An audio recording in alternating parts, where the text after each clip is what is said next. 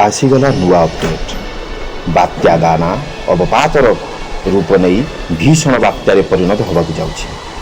IMDb report अनुसार बात्या दाना 24 तारिख राति 25 तारिख सकाल मध्य पुरी एवं सागर द्वीप मध्य स्थलभाग को छुईब।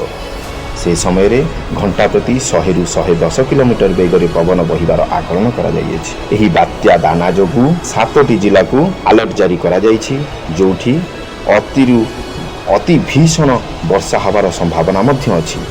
एही बात्या दाना जोगु लोक मानकु सतर्क रहिया पई सरकार को तरफ सूचना दिया जाइछि। एही बात्या दाना रो प्रभाव रे 23 तारिख रु 25 तारिख पर्यंत स्कूल एवं कॉलेज गुड़ी को मध्य बंद रखा जाइछि। लोक मानकु अनुरोध से माने भयभीत न होई बात्या दानार मुकाबला पई निजको प्रस्तुत करी रखन्तु। सरकार लोक मानक बात्या मुकाबला पई मध्य संपूर्ण रूपे सहयोग करिबा पई प्रतिबद्ध अछन्ति।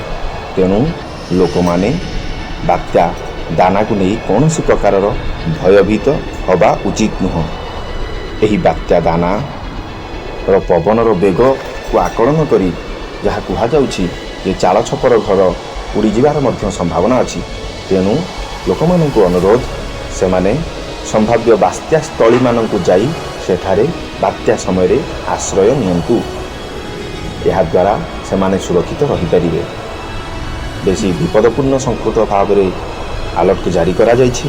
तेणु मत्स्यजीवी मानक मध्य अनुरोध यही समय रे समुद्र भितर को जातु नहीं।